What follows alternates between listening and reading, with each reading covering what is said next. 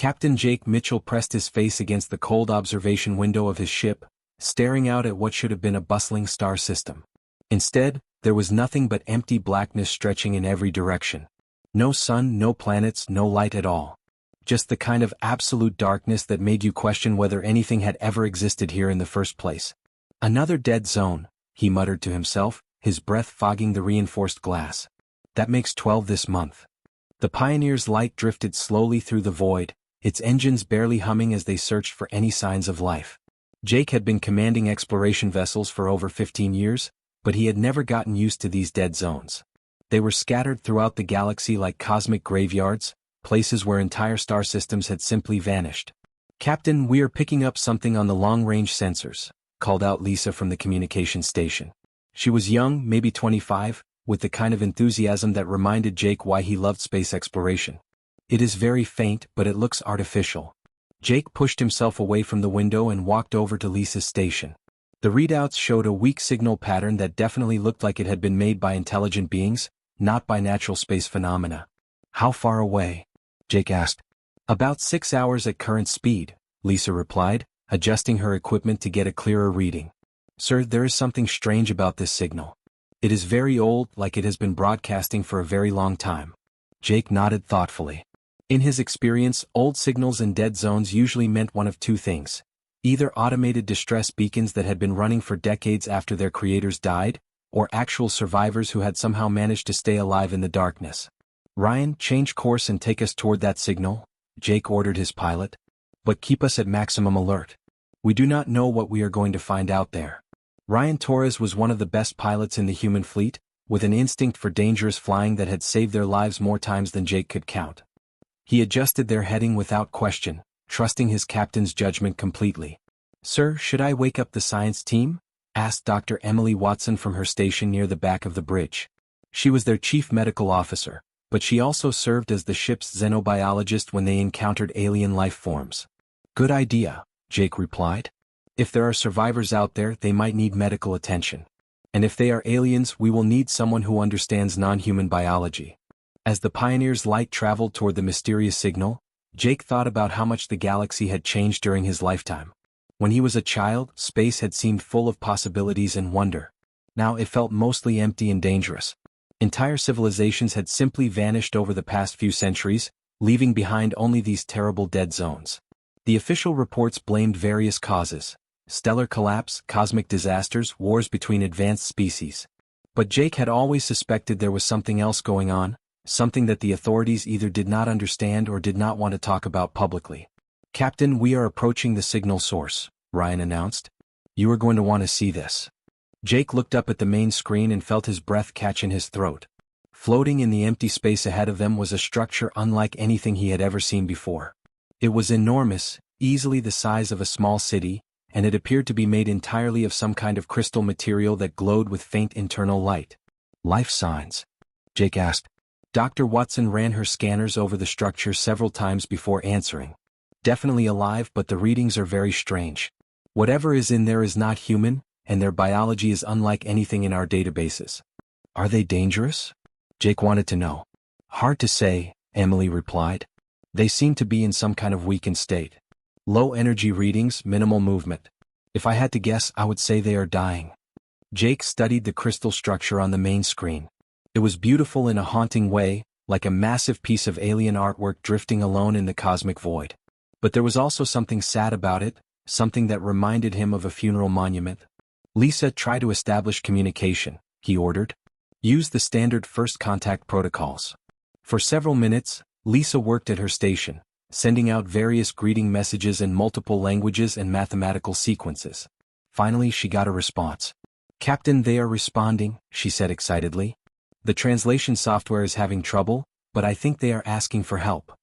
"Can you get a clearer translation?" "Working on it, sir. The language is incredibly complex, like it has layers of meaning that our computers cannot fully understand. But the basic message seems to be a request for assistance." Jake made his decision quickly.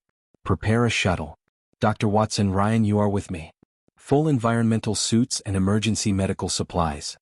"Sir, are you sure that is wise?" Emily asked. "We have no idea what we might be walking into." "They asked for help," Jake replied simply. That is what we do. We help people who need help, whether they are human or not. The docking process was tricky because the crystal structure did not have any obvious airlocks or docking bays. Finally, Ryan managed to find what looked like an opening in the crystalline surface that was just large enough for their shuttle. Inside the structure, Jake and his team found themselves in corridors that seemed to be grown rather than built. The walls, floor, and ceiling were all made of the same glowing crystal material, which pulsed gently like a slow heartbeat. "This way," Emily said, following her medical scanner toward the strongest life signs. "Whatever is alive in here, it is not far." They found them in what appeared to be some kind of medical facility or healing chamber. Dozens of tall, elegant beings lay in crystalline pods that reminded Jake of hospital beds crossed with art sculptures. Most of the pods were dark and silent, but a few still glowed with faint power. The beings inside the active pods were unlike anything Jake had ever seen. They were humanoid but much taller than humans, with pale blue skin that seemed almost transparent and long silver hair that floated around their faces like they were underwater. Even unconscious, they were beautiful in a way that made Jake feel both amazed and deeply sad. One of the pods was different from the others. The being inside was awake, its large silver eyes staring up at them through the crystal cover. When it saw the humans, its mouth moved like it was trying to speak, but no sound could get through the pod's seal. "It is trying to communicate with us," Emily whispered. Before any of them could react, the pod began to open with a soft hissing sound. The being inside sat up slowly, moving like someone who had been lying down for a very long time. When it finally spoke, its voice was like beautiful music, but music that was filled with sadness. "You came," the being said in perfect human language, though with an accent that Jake had never heard before. After so many years of calling, someone finally answered. Jake stepped forward carefully, not wanting to frighten the obviously weak creature. "We received your signal. We came as soon as we could." The being's silver eyes filled with what looked like tears. "My name is Prism Song of Dawn. My people are called the Luminari. We have been waiting for so long for someone to find us." "What happened to you?" Emily asked gently, her medical instincts taking over. "Are you injured? Are you sick?" Prism Song of Dawn tried to sit up straighter, but the effort clearly exhausted her. "Not sick. Dying. We are all dying. Our whole civilization is dying, and soon we will be extinct like so many others." "How many of you are left?" Jake asked. "Perhaps 50, maybe fewer. We are the last survivors of a people who once numbered in the billions." The alien's voice carried such deep sadness that it made Jake's heart hurt just to listen. "We were the light keepers of the galaxy, the ones who tended the stellar nurseries and guided the birth of new stars. But the darkness came and we could not stop it." Jake frowned. "What darkness?" Prism Song of Dawn looked up at him with eyes that held the memory of terrible things. "The Void Weaver. The Eater of Light. It has been consuming stars across the galaxy for 3 centuries, growing stronger with each system it devours. Your people arrived in this galaxy just as the darkness began to spread. You never knew what it looked like when the stars were truly alive." The revelation hit Jake like a physical blow. All those dead zones he had been exploring, all those empty regions of space where nothing existed, they had not always been empty. They had once been full of light and life and civilizations that had thrived for thousands of years. "How many star systems has it destroyed?" Jake asked quietly. "Hundreds," Prism Song of Dawn whispered. "Entire civilizations have fled to other galaxies or hidden themselves in heavily defended core worlds. A few groups like us have tried to preserve what we could, but we are losing the fight. The darkness is winning." Jake looked around at the dying Luminari in their crystal pods and felt something ignite inside his chest. It was not anger exactly, but it was something close to it. It was the feeling he got when he saw something that was fundamentally wrong and needed to be fixed. "Tell me about this Void Weaver," he said. "Tell me everything you know." Prism Song of Dawn looked at him with surprise. "You want to fight it?" "Captain, entire advanced civilizations have tried to stop the Void Weaver. All of them failed." Jake smiled grimly. "Lady, you have never met humans before. We do not give up on things just because they are impossible. If this Void Weaver thinks it can eat all the light in the galaxy, it has another thing coming." For the first time since they had found her, Prism Song of Dawn's silver eyes showed a flicker of hope. "You truly believe you can stop it?" "I believe we can try," Jake replied. "And sometimes trying is enough." Dr. Marcus Thompson had been studying the data about the Void Weaver for 3 weeks straight, barely sleeping or eating as he tried to understand their enemy. What he discovered in the ancient Luminari records changed everything they thought they knew about the creature that had been terrorizing the galaxy. "Captain, you need to see this," Marcus called out urgently from his workstation in the ship's main laboratory. His eyes were red from staring at computer screens, and his hair was messy from running his hands through it when he got frustrated. Jake Mitchell walked over to Marcus's station, followed by Dr. Emily Watson and engineer Alex Rodriguez. The laboratory had become the center of their research efforts, filled with luminary crystal technology that they were slowly learning to understand. "What have you found?" Jake asked. Marcus pulled up a series of holographic displays showing the Void Weaver's movement patterns across the galaxy over the past 3 centuries. "Look at these feeding routes. At first, I thought the creature was choosing targets strategically, going after the most important star systems first. But I was wrong." "Wrong how?" Emily asked, studying the swirling patterns of destruction. "The Void Weaver is not hunting strategically at all," Marcus explained, his voice getting excited as he shared his discovery. "Its movements are erratic, almost random. It behaves like something that is desperately hungry and cannot control its own actions." Jake frowned as he studied the data. "You are saying it is not evil?" "I am saying it is sick," Marcus replied firmly. "Look at this pattern analysis. The creature moves from star to star like an addict looking for its next fix. It consumes stellar energy not because it wants to destroy civilizations, but because it cannot stop itself." Prism Song of Dawn, who had been recovering in the medical bay, had insisted on joining their research sessions despite Dr. Watson's protests. The elderly luminary floated in a specially designed support chair that helped her weakened body stay upright. "The ancient records speak of the Void Weaver's transformation," she said in her musical voice. "Long ago it was known as the Stellar Gardener. It helped nurture new star systems and guided the natural processes of stellar birth and death. But something corrupted it during a journey between galaxies." "Corrupted how?" Alex asked. He had been working with luminary technicians to understand their incredible stellar engineering technology. "The records are unclear," Prism Song of Dawn admitted.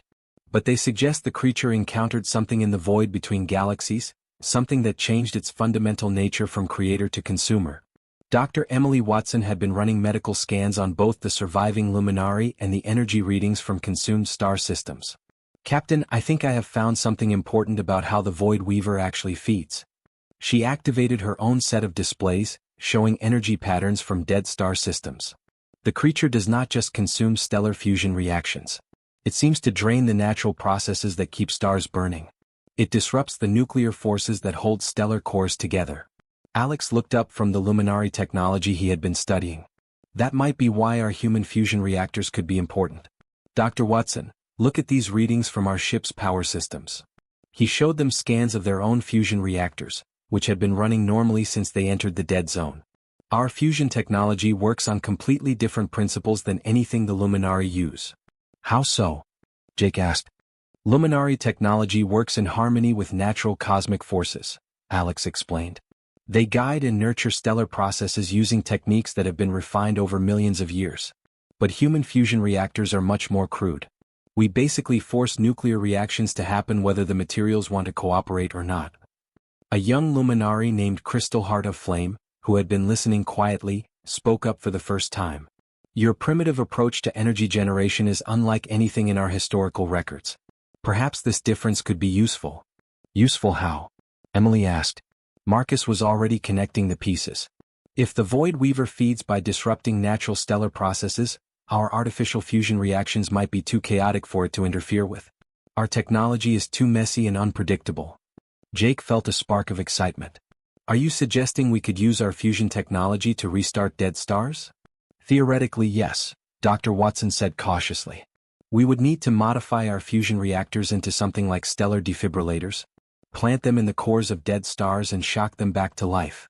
The room fell silent as everyone absorbed the incredible audacity of what they were discussing.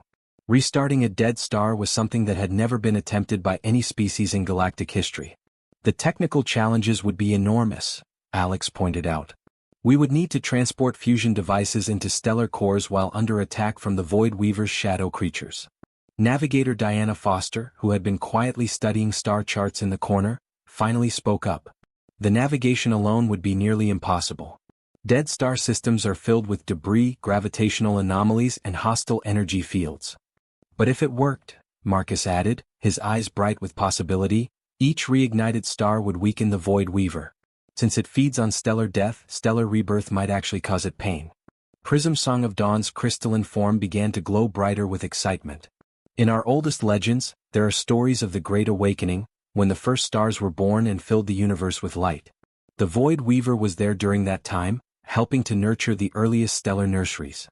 You think we could remind it of its original purpose? Jake asked. If you could restore enough stars, if you could show it what it used to be before the corruption took hold?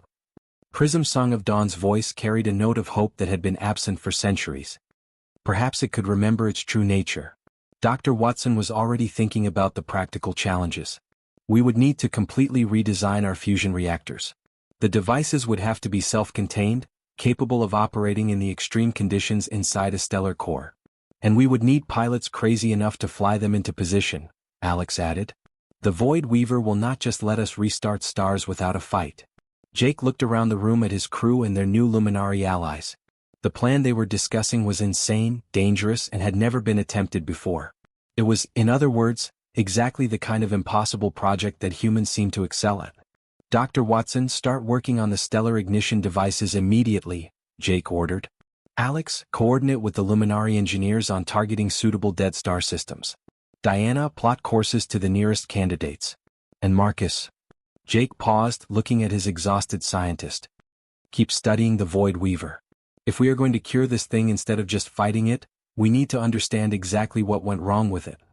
As the crew dispersed to begin their impossible task, Jake remained in the laboratory with Prism Song of Dawn. The ancient Luminari elder pulsed with faint hope for the first time in centuries. Your species is very young, she observed. You have only been in this galaxy for a few hundred years. Why do you care so much about restoring light to worlds you never knew existed? Jake thought about her question for a long moment. Because darkness is not permanent, he said finally. Stars die but new ones can be born. Civilizations fall but others can rise to take their place. As long as someone is willing to light a candle in the dark, there is always hope for a new dawn. The Luminari Elder's form brightened significantly. Perhaps that is why the cosmos brought your people to us in our darkest hour. You have not yet learned to accept despair as natural. Jake smiled with determination. Lady, we have not even learned to accept death as permanent. We are going to light up this galaxy whether the darkness likes it or not. Outside the laboratory windows, the endless void stretched in all directions, cold and empty and seemingly eternal. But inside the ship, humans and aliens worked together to build something that had never existed before. A weapon made of hope, designed not to destroy their enemy but to heal it. The Void Weaver had been consuming light for 3 centuries, growing stronger with each star it devoured. But it had never encountered anything like human stubbornness before. And that, Jake thought, was going to make all the difference. Pilot Tommy Chin gripped the controls of his modified shuttle so tightly that his knuckles had turned white. The Prometheus shook violently as shadow creatures made of pure darkness clawed at its hull, trying to tear the small ship apart before it could reach its target. Behind him, the experimental stellar ignition device hummed with barely contained nuclear energy, ready to bring a dead star back to life. Distance to stellar core, 3,000 meters and closing fast, reported Navigator Diana Foster over the crackling communication system. Tommy, you have got 5 shadow constructs right behind you and more forming ahead. I can see them, Tommy replied through gritted teeth, rolling his shuttle to avoid a massive tendril of living darkness that could have crushed his ship like an empty soda can. Dr. Watson, how is our light seed holding up back there? Stellar ignition device is stable for now, came the reply from Dr. Emily Watson aboard the Pioneer's light. But remember, you need to get within 1,000 meters of the core for the quantum fusion cascade to work properly. The dead star loomed in front of them like a massive tomb in space. 300 years ago, it had burned with the light of 10 billion suns, warming dozens of planets where advanced civilizations had built beautiful cities and raised their families. Now it was just a cold, dark ball of matter surrounded by the frozen remains of worlds that had once been paradise. Captain Jake Mitchell watched from the command deck as Tommy's shuttle fought its way through the Void Weaver's defenses. This was their 4th attempt at stellar reignition, and each mission had become more dangerous as the ancient creature learned to anticipate their tactics and adapt its attacks. The shadow constructs are getting smarter, observed Prism Song of Dawn from her floating support chair. The Luminari Elder had insisted on watching every mission despite her weakened condition. The Void Weaver is beginning to understand the threat your light seeds represent. Then we will just have to be more stubborn than it is, Jake replied with fierce determination. Tommy, you are clear for final approach. Take us home, son. The shuttle Prometheus burst through the last line of shadow creatures and dove toward the stellar core like a missile aimed at the heart of darkness itself. Tommy's hands moved over the controls with practiced precision as he fought against the dead star's gravity, which was trying to pull his ship apart. At exactly 1,000 meters from the core, Tommy released the light seed and pulled up hard, his ship's engines screaming as they fought to escape the massive gravitational field. For a terrifying moment, it looked like the shuttle might not make it out in time. Then, deep in the star's core, something miraculous happened. Nuclear fusion sparked to life for the first time in 3 centuries. The reborn star's light exploded outward in a brilliant nova of pure hope. Shadow creatures dissolved instantly as the stellar fire washed over them like a cleansing wave. On nearby dead worlds, ancient ice began to melt and automated systems that had been dormant for centuries flickered back to life. "It is working," shouted engineer Alex Rodriguez from his monitoring station. "Fusion reactions are spreading throughout the stellar core like wildfire. She is coming back to life." The celebration on the bridge was short-lived. Their success had attracted the full attention of the Void Weaver, and the ancient entity was not pleased about losing one of its meals. "Captain, I am reading massive dark matter distortions approaching our position," reported Communications Officer Lisa Chen with growing alarm. "Whatever is coming our way, it is enormous." The Void Weaver itself emerged from the space between stars like a nightmare made real. It was a creature of living shadow the size of a small moon, radiating hunger and rage as it sensed the light that had been stolen from its collection of consumed stars. "All ships, evasive maneuvers immediately," Jake ordered without hesitation. "Do not attempt to engage the entity directly. Our job is to protect the light seed, not pick a fight with that thing." But the Void Weaver had learned from their previous encounters.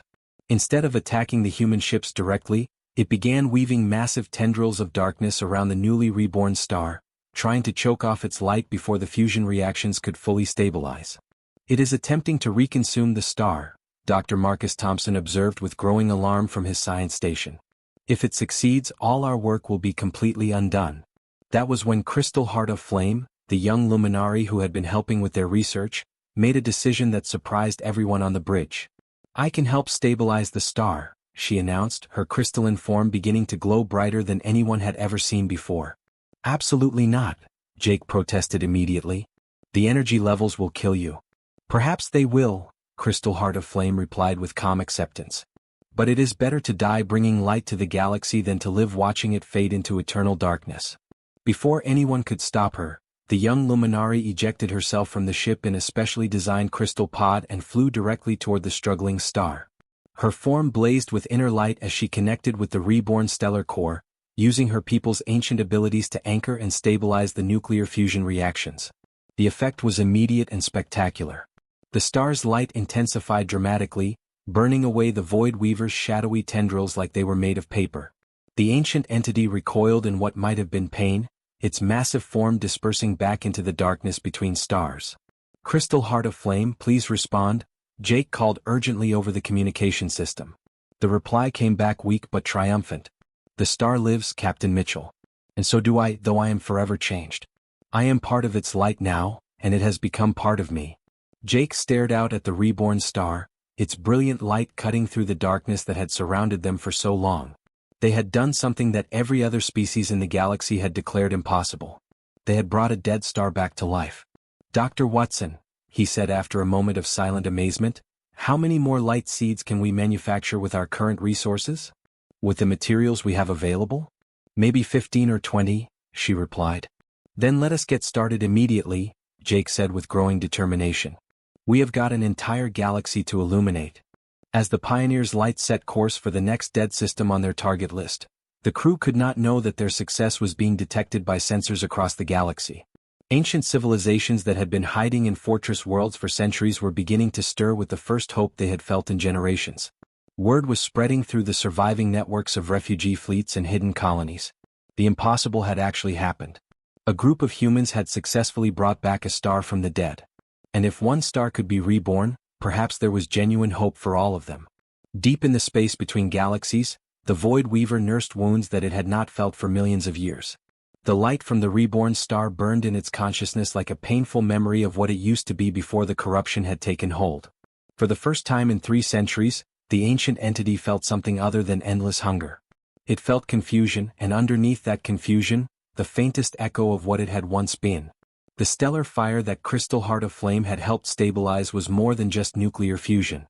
It was a beacon of defiance against the darkness, a declaration that no night was so black that dawn could not break through. Tommy Chin guided his battered shuttle back to the Pioneer's light, exhausted but grinning with the satisfaction of a job well done. "Captain," he reported over the comm, "the Prometheus is ready for the next mission whenever you are." Jake smiled as he watched the reborn star growing brighter in the distance. "Good work, Tommy. Rest up because we are just getting started." Around them, the galaxy remained mostly dark, still filled with the graves of consumed star systems and the hiding places of terrified civilizations. But now there was something new in that darkness. There was light where light had not existed for 300 years. And where humans were concerned, one small light was all it took to start a fire that could burn across the entire universe. The Void Weaver had spent centuries consuming the hopes and dreams of entire civilizations. But it had never encountered anything quite like human stubbornness before. And that was going to change everything. Captain Jake Mitchell stood before the largest gathering of alien species that had been assembled in over 3 centuries. The converted cargo bay of the Pioneer's Light was packed with representatives from dozens of civilizations, their various forms creating an incredible display of shapes, colors, and energy patterns that would have been impossible to imagine just months before. 8 months ago, most of you had given up all hope, Jake began, gesturing toward the holographic display that showed the 23 star systems they had successfully brought back to life. You believed the darkness was permanent, that the Void Weaver could never be stopped or defeated. But look around you now.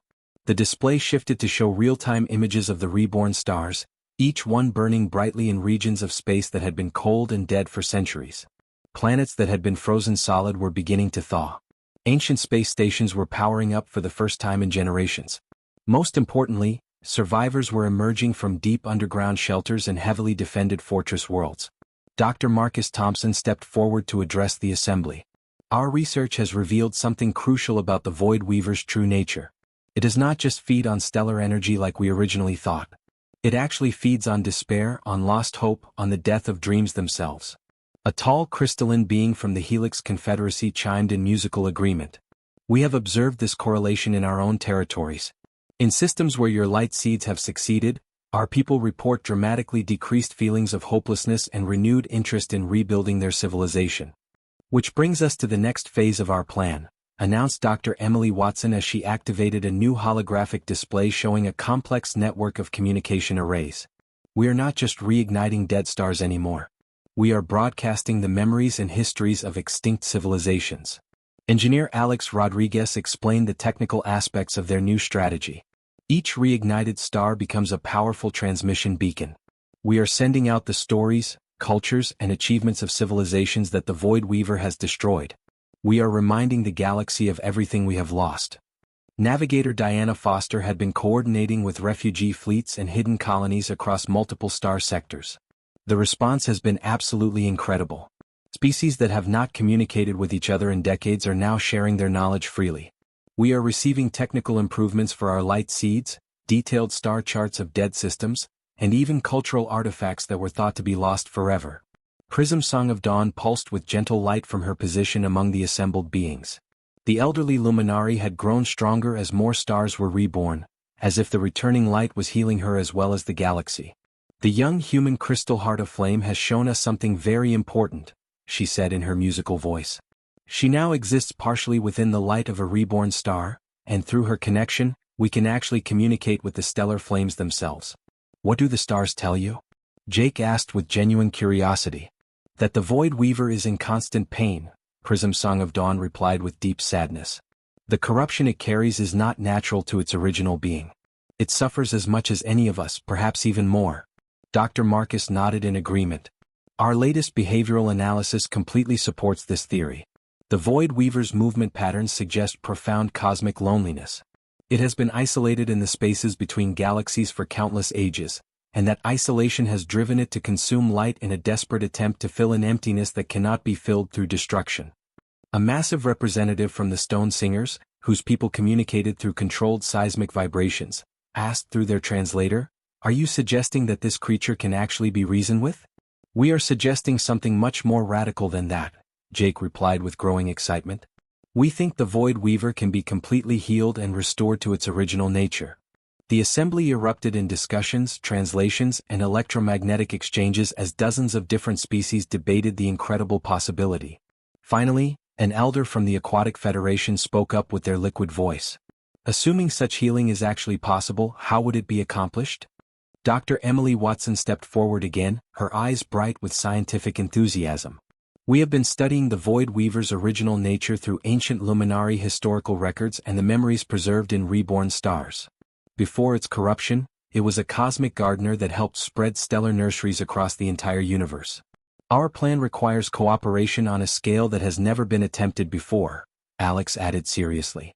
We need to simultaneously reignite hundreds of stars across multiple sectors of the galaxy, creating a network of light so vast and coordinated that it surrounds the Void Weaver completely rather than threatening it.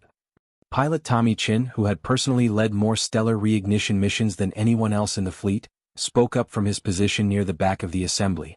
The risks would be enormous beyond imagination.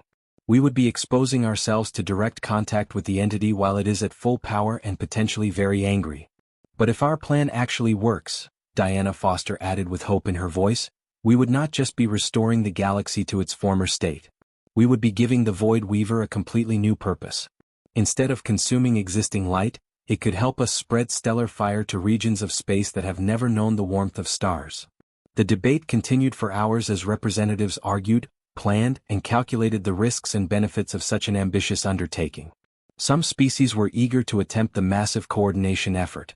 Others worried that failure would provoke the Void Weaver into an even more destructive rage than before.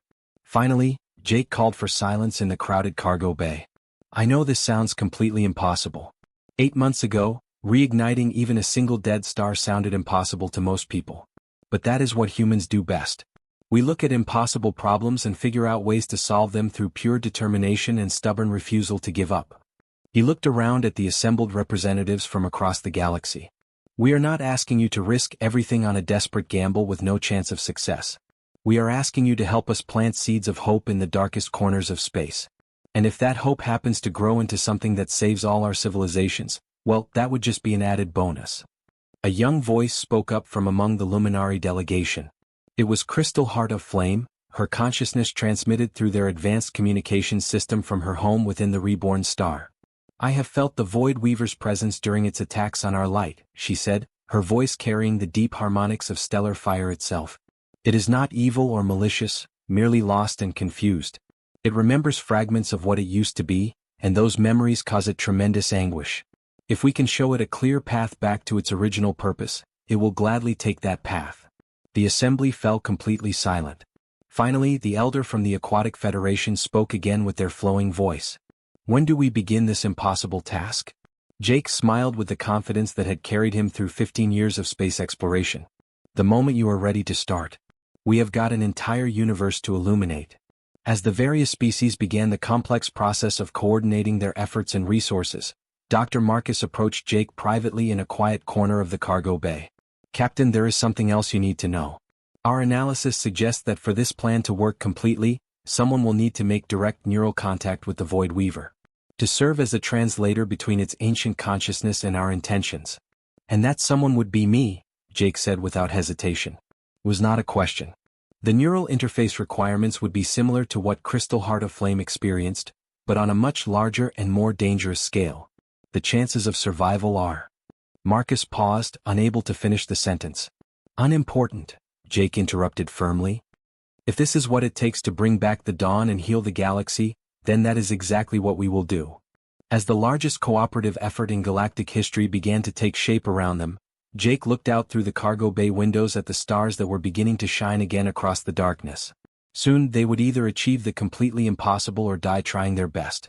Either way, they would face the blackest night with the absolute determination to bring the dawn. The moment that would decide the fate of the entire galaxy had finally arrived. Captain Jake Mitchell stood on the bridge of the Pioneer's Light, watching as hundreds of ships from dozens of different species moved into position around dead star systems across 17 different sectors of space. This was the largest coordinated effort in galactic history, and everything depended on perfect timing. All teams report ready for deployment, Captain, announced Communications Officer Lisa Chin, her voice tight with nervous excitement.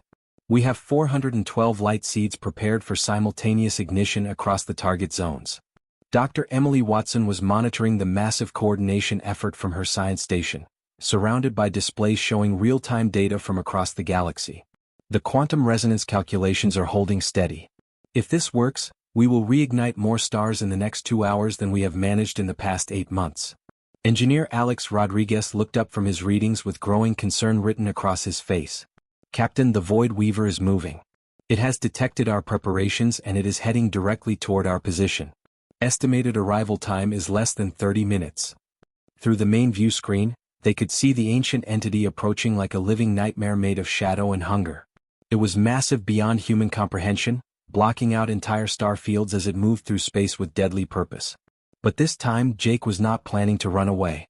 All ships across all sectors begin the ignition sequence immediately, he ordered with steady determination. Do not deviate from the plan no matter what happens. Stay focused on your missions. Across the galaxy, human pilots dove toward dead stellar cores while their alien allies provided cover fire and technical support. One by one, light seeds found their targets and detonated in brilliant explosions of nuclear fire that had not been seen in these regions for centuries. The effect was immediate and overwhelming to witness. Stars that had been cold and dark for 300 years burst back to life, their light racing across space faster than anything else in the universe. The growing network of reborn stars began to form a vast constellation that slowly surrounded the approaching Void Weaver. It is working beyond our wildest expectations, shouted Navigator Diana Foster from her station. The stellar network is holding stable and the resonance patterns are exactly what we calculated. But the Void Weaver was fighting back with everything it had, sending massive waves of shadow constructs to attack the reignition teams. Several ships were badly damaged in the attacks, and 3 light seeds failed to reach their intended targets before being destroyed. Captain, called Dr. Marcus Thompson urgently from his monitoring station, we need to make contact with the entity right now, while it is confused and disoriented by the light network. If we wait much longer, it might adapt to our strategy and learn to counter it. Jake was already moving toward the specially modified shuttle they had prepared for this exact moment. The neural interface crown looked crude compared to the elegant Luminari technology, but their human engineers had done their best with the time and resources available. Jake, wait for me, called Prism Song of Dawn as the elderly Luminari followed him toward the shuttle bay. Despite her frail condition, she had insisted on joining this final mission. Let me come with you. My people have thousands of years of experience communicating with cosmic forces. Too dangerous for someone in your condition, Jake replied, but the Luminari elder was already floating alongside him in her support chair. Young Captain, I am dying anyway from old age and exhaustion. Let me use whatever time I have left to help heal the darkness that has plagued our galaxy. There was no time to argue or debate the decision. As the shuttle Dawn's Promise launched toward the Void Weaver, Jake and Prism Song of Dawn activated the neural interface system that would allow them to communicate directly with the ancient entity's vast consciousness. The contact was completely overwhelming to experience. Jake felt his human mind suddenly connected to a consciousness so vast and ancient that it made him feel like a grain of sand trying to understand an ocean. The Void Weaver's thoughts were a chaotic storm of hunger, confusion, loneliness, and cosmic pain that had been building for millions of years. Who dares to touch the eternal darkness? The entity's mental voice was like the echo of a billion dying stars, filled with rage and desperate hunger. We are those who tend the light and nurture hope, Prism Song of Dawn responded, her consciousness joining with Jake's to form a bridge of communication between species. We have come to offer you healing and restoration, not battle or destruction. Images flooded through the neural connection like a tidal wave of memory. Jake saw the Void Weaver's ancient past, when it had been known as the Stellar Gardener, lovingly tending stellar nurseries in the empty spaces between galaxies and guiding the birth of new star systems with infinite patience and care. Then came the corruption, the terrible encounter with something alien and hungry from the void between universes. Jake witnessed the twisted transformation that had turned a cosmic gardener into a cosmic destroyer, driven by insatiable hunger that could never be satisfied. I remember what I was before, the Void Weaver's thoughts carried infinite sadness and regret. I remember the joy of creation, the satisfaction of nurturing new light. But the corruption runs too deep through my being. I cannot stop feeding on stellar energy. Jake reached out through the neural link with all the stubborn determination that made humans unique in the galaxy. Then do not stop feeding.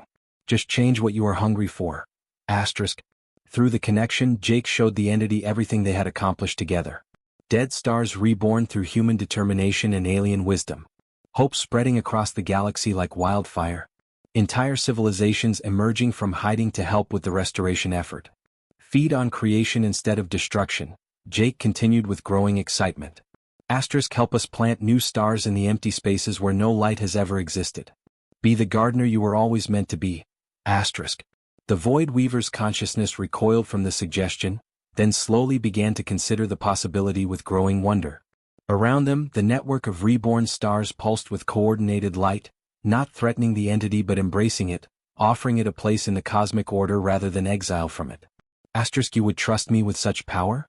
After all the destruction and death I have caused across the galaxy? Asterisk. Everyone deserves a second chance to become who they are supposed to be, Jake replied with simple human honesty. Even cosmic entities that have lost their way. What happened next defied every law of physics that Jake thought he understood. The Void Weaver began to transform before their eyes, its massive dark form shifting and reforming like clay in the hands of a cosmic sculptor. The hungry shadows that had devoured light for 3 centuries began to reshape themselves into tools of creation and growth. Where once there had been tendrils of consuming darkness, now there were streams of creative force that reached out to gather cosmic dust and gas from the empty spaces between stars. The entity began forming new stellar nurseries in regions that had been barren for millions of years, seeding areas with the potential for star birth that had never existed before. Captain, came Dr. Watson's amazed voice over the communication system. I am reading massive stellar formation activity throughout the entire target region. New stars are actually being born as we watch. The transformation spread outward from their position like ripples in a cosmic pond. As the Void Weaver embraced its original purpose as a gardener of light, the corruption that had driven it to consume stellar energy began to burn away in the fires of creation. Thank you for reminding me who I truly am. The entity's mental voice was now filled with joy and relief instead of hunger and pain. Asterisk, I had forgotten the deep pleasure of creation and growth. Will you help me remember how to tend the spaces between galaxies? Asterisk. That is what partners do for each other, Jake replied with a tired but genuine smile. We help each other remember who we are supposed to be. As the neural link gradually disconnected, Jake and Prism Song of Dawn found themselves back in their shuttle, surrounded by the spectacular light show of hundreds of reborn stars and dozens of newly formed stellar nurseries stretching across space. Captain, came Tommy Chen's excited voice over the communication system, you absolutely need to see this. We are getting signals from all over the galaxy. Species that have been hiding in deep shelters for centuries are coming out into the light. Everyone wants to help with the restoration effort. Looking out at the incredible display of light and hope around them, Jake felt something he had not experienced since the crisis began many months ago. He felt complete and total hope for the future. Set course for home, he ordered with deep satisfaction. We have got an entire galaxy to rebuild, and now we have the perfect partner to help us do it. As the Pioneer's light and its massive escort fleet began the journey back to human space, the Void Weaver continued its joyful work. In the deepest voids between star clusters where no light had ever existed, new stellar fires began to appear like cosmic flowers blooming in an infinite garden. The blackest night that had lasted for 3 centuries was finally ending. Humanity had brought the dawn, not through superior weapons or advanced technology, but through the simple refusal to accept that any darkness was truly permanent. And across the galaxy, for the first time in 300 years, children of dozens of species looked up at night skies filled with new stars being born. The ND.